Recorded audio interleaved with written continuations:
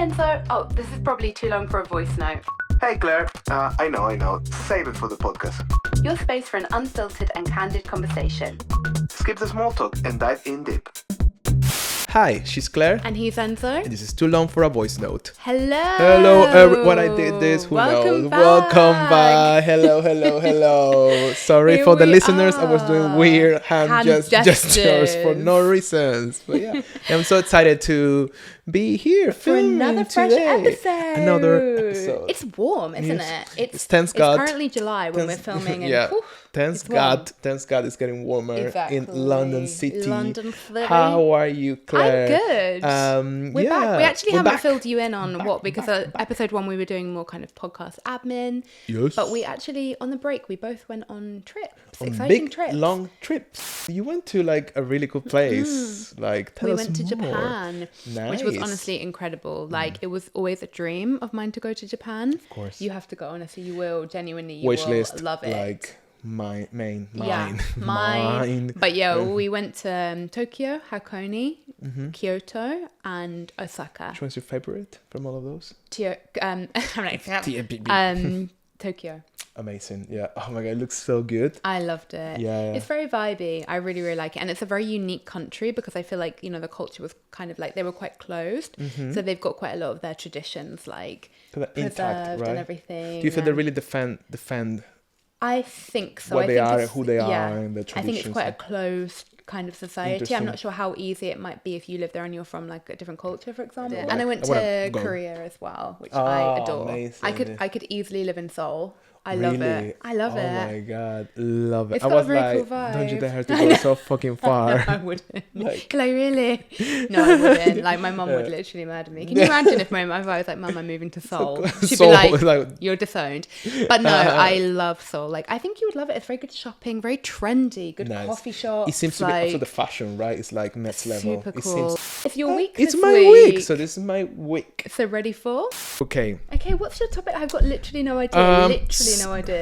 Okay, so my topic this week, I want to talk about something like, it's really chitty-chatty. It's very like chitty-chatty. And I think we refer to this quite a lot. It's kind of like very part of our language and maybe our generation language as well. I think I know what it is. But go. So I want to talk about cringe. Oh, I didn't think that's what it was going to be about. I want to go from some definitions and like, and then talk about how do we feel about it, what do you think, what do we think it is, and all of that, right? So basically, cringe is defined like some sort of like physical discomfort without something. It's like a physical discomfort without something actually happening to your body.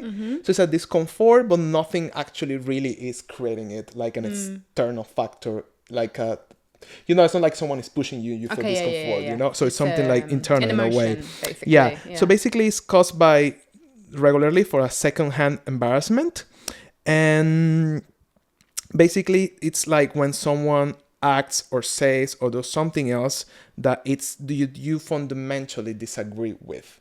So that was come from when you fundamentally disagree with something that it's happening or someone is doing, you feel like discomfort, and that's where the cringe comes from, right?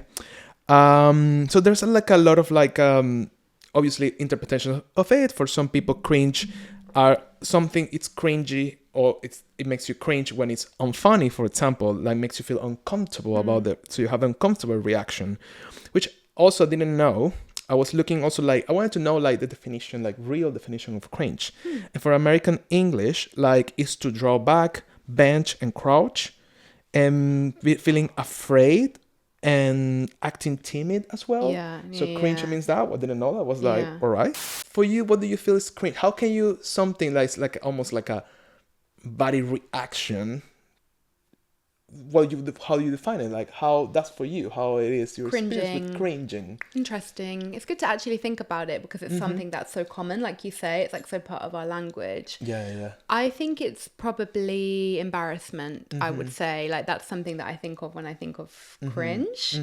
Embarrassment for the other person. Yeah. I would say, or I guess embarrassment for me, but I think I'm like, oh my God, they're so cringe, or so that's cringe. so cringe, or something like that. Yeah. So I would think of it as like a kind of uncomfortable, but not that deep, but embarrassing That's a thing. good thing. It doesn't seem to be maybe that deep No. sometimes. But then I was discussing this with my boyfriend, and we're talking like about like a bit deeper of like how and why do we feel cringe. And actually we were coming to the conclusion, I was thinking a lot about this, like how it may be connected to actually some deep stuff. Like it probably it's connected with our cultural backgrounds, with what we like and what we not, what do we think is acceptable and what is not. We cringe because we have a response of something that we don't like, but it's like way deeper because we kind of make it feel like our bodies like have a reaction, reacting, right? Kind of, and I think that's probably where it comes from, because if the definition is to like shrink yourself or to like withdraw, I think that's what it is. That's probably what it feels like. It's like, oh God, cringe kind of thing. Also, when you feel about that about yourself. Yeah, and like totally. you cringe about yourself. Yeah. It's kind of like... But I guess it is something to do with like, is it like something about like low self-esteem or... There was something about that, what I read. Something about, along those lines. It's also, they mentioned something interesting because, you know, like we always, I think sometimes me and you, we think like, oh yeah, we can be cringe or like, but it's fine. Or like, oh, like that meme that is like, I'm cringe, but at least I'm free. Yeah, There's like a cow in the middle of something, like it's really funny.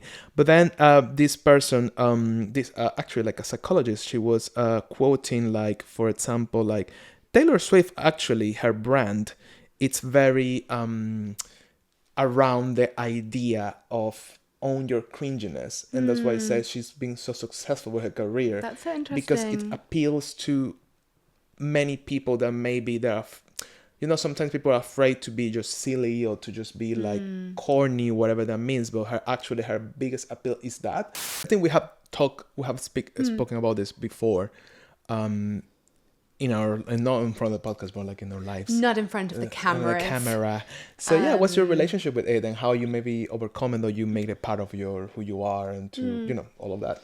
I definitely think that I am somebody who cringes quite easily and quite a lot, and I think I agree. Yeah, very like I cringe with that. I think I really cringe at that, and I think that's definitely something that I've gotten better at as I've gotten older, because I think what it is maybe that you don't accept yourself as much when you're younger, and I think like a lot of things when you get older, you kind of like, oh well, whatever, like if I might be a bit cringe, but whatever, it doesn't really matter. So I think that one thing that I think has helped me actually about cringing is because I would honestly spend so much time cringing or regretting, because I think cringing is kind of like you were saying, it's kind of this like retrospective thing. So it's taking you out of the present, which isn't ideal. So I think two things that have helped me. Number one is probably so like, but whatever. Meditation has really helped me, because I've been meditating very regularly every single day for like a few years now.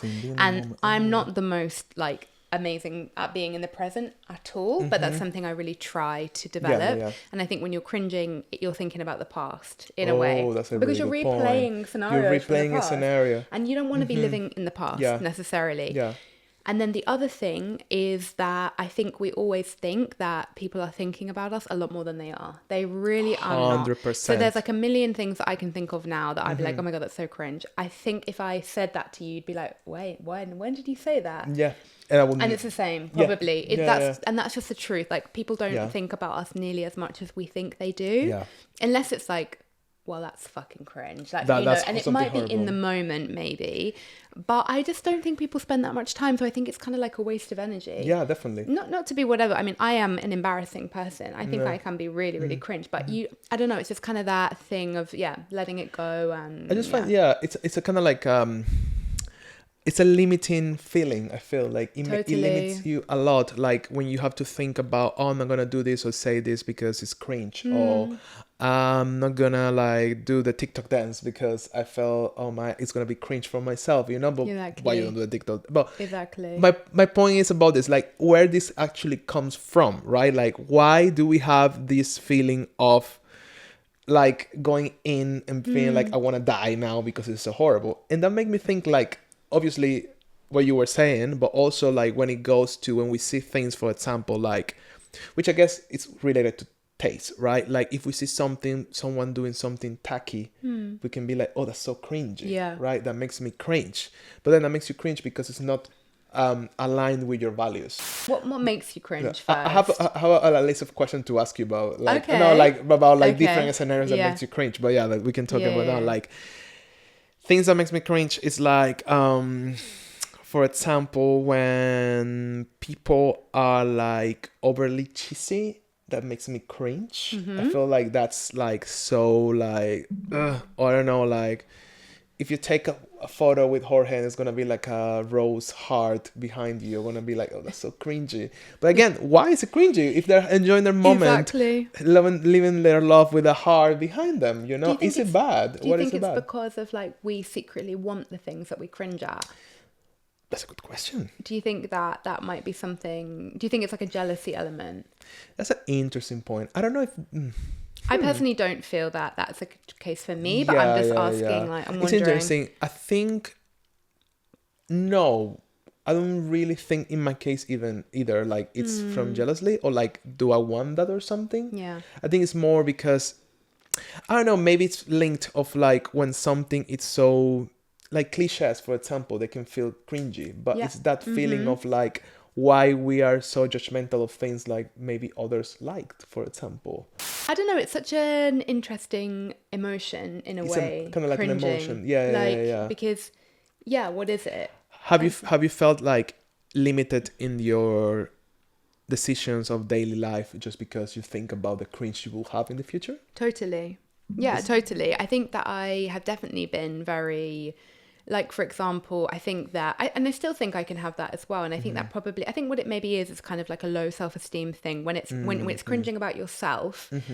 And maybe when you're cringing about others, but I think with yourself, I think it's like a low self-esteem. Yeah. Because I think that there's probably more that I would do or put out. Social media can make me cringe a lot. That's something that I think I've really worked on. Yeah. And like to the point where I literally couldn't post anything without getting reassurance from a friend. I remember those times. You remember Yeah, those bless. times? I had to Yeah, talk about it in bless. therapy. And now, Yeah. look at me. You're like, Sometimes I need some reassurance and I'm like... which is fine. oh, like, Everyone needs. Because, Yeah. like sometimes it's like, oh, is that like filter a bit like Botoxy or something like that? And when it's your own face, you're like, oh, is that like whatever? But social media is something that I think I can cringe at. So I think sometimes I can hold myself back there Yeah. because of not wanting to be cringe to other people. But the truth is, someone will always find you cringe. Always. Always. There's someone always, will not. and you're always going to find someone cringe. And someone Yeah. will find you really cool. But there's always, whatever you do, someone is going to find that cringe. I love that because it's kind of like a good baseline to kind of like have or like somewhere good to sit at. It's important to work through this feeling because this feeling is something that can really limit yourself. And if you really actually go through it and you really fight it, you can actually like you can learn much more about you. So kind of like why you feeling that, where is that coming from, and what really like it's the reason behind it. And then like same like, you know, maybe sometimes we feel like, oh, doing that would be a bit strange, very cringe, and we block ourselves to do more things and explore that. Totally. So things like how like a feeling like this can limit your life and you evolution as a person, or like your interrelationships, or like how it's interesting how this can go more than just like saying, oh, that's cringe. Yeah, you know, completely. so like it's quite like No, it's that's quite, yeah, it can be fascinating. quite deep in a way. And Yeah, it's kind of like definitely. that limiting mindset, limiting Yeah. belief in a way. Yeah, I do it's think... limiting beliefs. You're right. Like yeah, it's kind of connected to limiting beliefs in a way. I do think it's good to Huh. have a bit of a Decency. cringe radar. Like it's good to have a bit of decency, please, guys. You know what I mean? And I Yeah. think it's like, I That- think you need someone to Yeah. tell you like that's cringe. I appreciate that if you tell me Yeah. that's cringe, for example. But then that's linked to like that person that you expect them to tell you if you're having cringe or not. They have the same set of values and views Totally. as you. Yeah, totally. Because for example, like again, like I don't know, like wedding proposals with hearts and flowers and things like that, I find them cringe. And maybe I will find reassurance from you because it's cringe. But if I go with someone that doesn't have that set of values or views, they will think like, no, that's beautiful. For you, what could be like a relationship cringe without throwing Jorge under the bus? Okay. But a what, relationship or maybe it cringe. could be other relationships. What gives you a cringe in a relationship context? setting. I think like when I think I can struggle when it's like very overly emotional or very like like a bit too like my love language is definitely not like words of affirmation. I don't need a lot of, you need to communicate with your partner, of course. And I love like good conversations. I'm not saying that I don't need that. But like, yeah, like if someone's like, it's nice to do that. Occasionally I try to do that a little bit as well, but try to be like, you mean so much to me. You're like the most amazing person that I ever met. I'm like, I will imagine you cringing about. Oh, That's something literally would think you would cringe about. Like, no. I think I can struggle a little bit with that. It's funny. You don't think you're maybe limiting yourself of being like loved and appreciated in a really like open way? Definitely. Maybe. And I think that would be difficult. Like my boyfriend's love language is not that either. So I think that's good because I feel like if you're with somebody, if I was with somebody who really express love through words of affirmation, I think I would struggle a little bit like that. Whereas my love language is like my top one is quality time. Quality time. Yeah. And then physical touch, which is basically the same for me and my boyfriend, which is quite good. Interesting, yeah. So I think like I can express through like little hugs and like touching and all of that kind of stuff. Yeah. And then also like through spending time with someone, like that's the best. Especially like uninterrupted phone, like time when someone puts their phone away.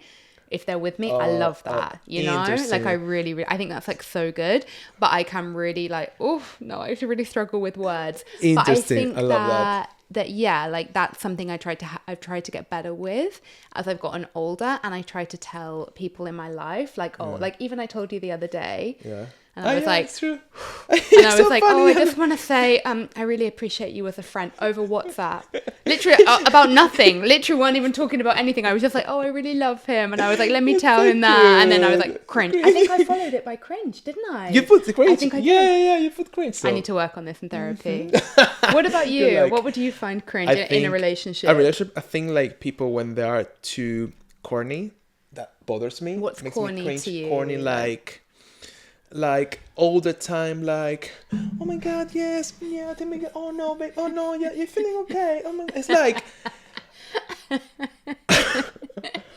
I want to die right now, like, you know what I mean? It's like fucking hell. I really cringe about that. It makes me feel like you're not dealing with a dog, you know. Exactly, it's good when obviously when you're intimacy with your boyfriend or girlfriend, whatever, you have those moments that are very like whatever, but that's different to like. I think exposing that, for me, it's I feel like I need to expose all the love I have for the other person so everyone knows that I love this person. So it's like other people knowing. That's what I feel that makes me cringe. Like, I don't care, you know. I feel when people are really forcing to show that they love for the other person in that way, for me, it really bothers me. It's like, I feel like very cringe. Okay, interesting. So, yeah. So, and in friendships, what will make you cringe? What type of attitude of like situation or like, I don't know, it could be anything, like it make you cringe in friendships. I think one thing that it's like I don't like it, but it also weirdly makes me cringe, is lying. Ooh, in a way, because if I catch someone in a lie, or I find out that someone has lied, I find that really cringe for some reason. Or at least it's the same physical experience that I find. Oh, wow. Because I think I know what it is. I think it's because then I think, I thought we were better than that. Oh. And in a friendship, that's really important. I think it's like, I didn't think you would like do me like that, you know? Right. So I think that can make me cringe. And it probably makes you cringe about your own self, thinking that, it's like, make you think like how naive you were. Or like I put myself higher than I thought. Yeah. That can make me cringe. Ooh, yeah. I agree with that. I think jealousy amongst other friends can make me cringe as well. Yeah. I find that very cringe. It's like, why? Like, we're too old. Like, that kind of thing. I find that really like, ooh, no. I think for me it would be the same in friendships. Like, jealousy or like feeling like overly like dominating, territorial, kind of, that makes me cringe. It's like, I'm not your object, you know, that type of things. I think those things that you have when you're younger, you know. Completely. Like nowadays when you see like in friendships that type of like probably come from insecurity or things like that we have, right? But that type of things on friendship that really makes me cringe, because it's kind of like we're friends. There shouldn't be a space for feeling like that. Totally. But layers, right? At work, what makes you feel cringe at work? Gosh, Well, I cried at work. I spoke about this in our crying episode. Like, cringe is it's gone now. Like, there's no way to have cringe. So if you haven't checked out our after this episode, it's a really interesting episode. Watch that episode. Yeah. But that was something that I didn't think that I would probably do in a way. And I was so cringe. I was battling with the cringe. And then as I talk about in that episode, I really came to peace with it. I'm really glad that I cried, even though it was something that I wasn't planning. It just kind of like flew out of me. Yeah, of course. But that was really cringe. You don't really like cringe back when you think about it. No. Which is amazing. I did, but no. Now I don't care, firstly. And also I'm glad, you know, like I think I'm glad about that. And I also don't like it at work. Really big ick, which I guess is a similar thing to cringe, is when people try to put themselves above you.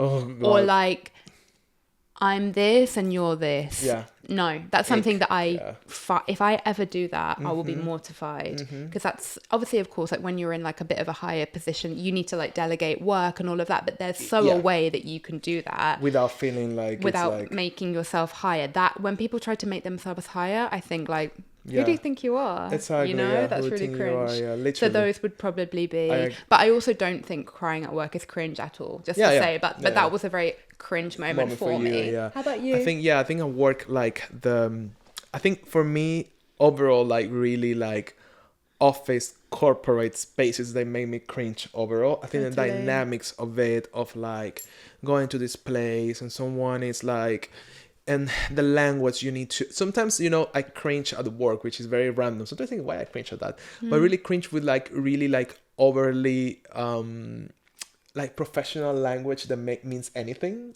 Or means nothing, sorry. Like, you know, like, oh, let's reassess the idea to reach the numbers of the KPI. You know, all that language that feels so, that literally means two things. When I feel like, and maybe that's just me because I really like, even though I work in a very corporate environment, which is nothing wrong about it. It's just saying like, even though I feel like maybe I'm not programmed, but maybe it's not my forte or my preferred space to be, even though I am. And I always respect people that feels happy with it. But it's just like when there's things that you can say like straight directly with two words and you add all these words to kind of like show up that you are professional, that makes me cringe. It's like, I think, no, I can see you cringing at that. Maybe it's because you don't feel slightly comfortable in that space, like you were saying, and it's a bit like, why am I having to hear this? Because it's probably my problem. You know, obviously, it's not others' problem. It's my problem. I just feel like sometimes, which I think like when you were telling your story about crying, I really appreciate that. And I was like, if we had a bit more of that, I do understand that language and those layers of things are important to make those environments to work smoothly because there's too many personalities. But I feel like if we have more honesty and like direct communication and less words of like blah blah blah blah blah, I think things will work a bit better and we will have way less emails to go back and forward as well. Totally. I don't know, I just think that makes me really cringe. Anyway, guys, what do you guys think about cringing? Maybe cringe less and maybe be free like like Taylor Swift. Oh well, J-Lo, I mean, she's been doing well her whole life. She really has. And Taylor, look at Taylor. Look at Taylor. Like, she's fine. It's like zero cringe. And, I don't think she cringes. I don't think she cringes. I don't think she cares, frankly. That's honestly. Why, like, maybe that's the key of being successful. Maybe. In ways. Who knows? Let's see. But guys, thank you so much for watching. Thank you so much, guys. And a quick reminder, if you are here, please remember to vote for us in the British Podcast Awards. And thank you very much for your support. Yes. Follow us, like us, on all of these things. See you next week. Bye, guys. See ya.